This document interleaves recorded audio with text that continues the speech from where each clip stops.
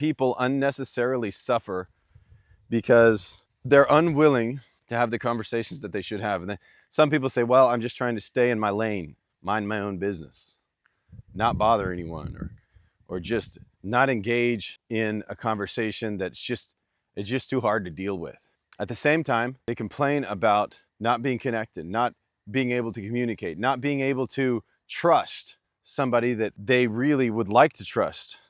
Maybe it's a family member, maybe it's somebody in your life that you actually deeply want to connect with, but you really have no real relationship that's based on true stuff, that's actually based on transparency and kind of a vulnerability-based trust. I actually don't think you can have a great relationship with anyone if you don't have vulnerability-based trust in that relationship. That's why I was talking to my my son the other day. It's like, that's why true and very, very good friends are so far and few in between. They're hard to come by. I have a number of very, very good friends, and I talked to my son like, but that's not the majority.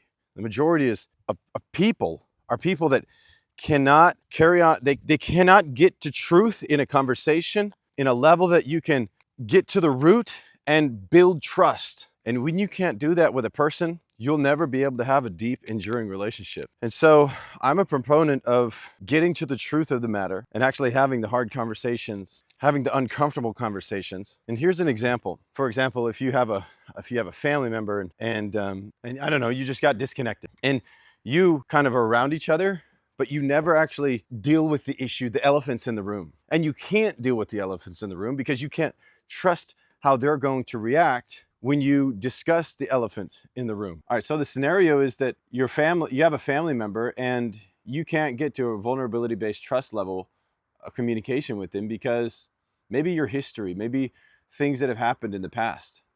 And you want so desperately that relationship would be better, and it's just not, because the elephant's still there. The conversations haven't been had, and you don't even think that the conversation that needs to happen is possible.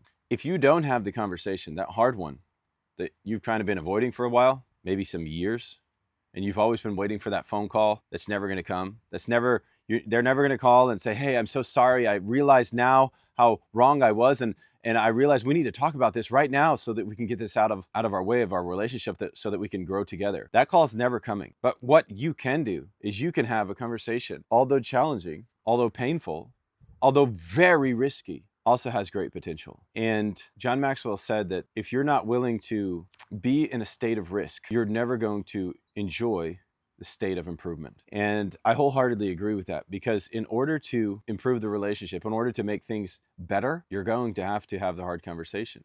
And until you initiate that, nothing's going to change. So my advice is learn how to have a hard conversation and then go do it. And so many times in my life, I've seen that people have been so grateful for that one hard conversation that was avoided for years and years. But then it was done, it was had. And because you're both mature and because you both have each other's best interest in mind, not your own selfish. I'm not talking about selfish bickering and fighting and stupid crap like that. I'm talking about you care about each other's best interests. You're willing to grow and learn, and then you deal with the thing that's been separating you, that's keeping you apart. And if the other party has a much different perspective or different ideology than you respect that, right? And that's the hard part. That getting to the level of your life where you can actually understand that somebody else's perspective about the thing might be just as valid as yours. And if you're going to have any level of relationship with them, you're going to have to accept that. And you're going to have to acknowledge it and its validity. So have the hard conversation and be mature enough. Let's all be mature enough to see the thing from the other side of the aisle, and to just to help validate some of that for other people. I think there is also this kind of misconception that, well, we can just believe whatever we want, no matter if it's based on nothing. And that's also not good. That's also not true. We can't do that. We have to base it on principle. We have to base it on good, logical conclusion.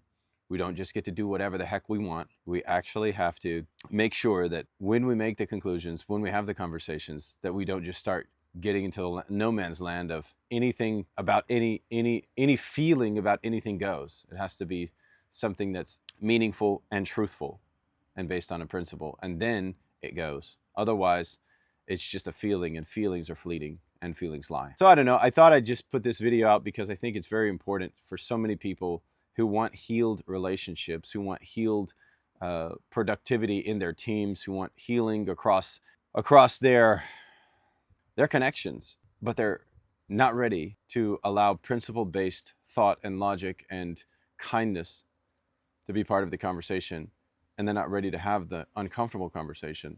And until we are all ready to do that, we don't get to move forwards. We stay right where we are. But until you're ready to take on the risk of change, the risk of actually taking the action and potentially making a different outcome, you condemn yourself to never being able to take on that wonderful outcome of connection, unity, vulnerability-based trust, and progress. If this resonated with you, please like the video, subscribe to our channel, because every week I post content just like this to help leaders grow, to help businesses prosper, and help people connect.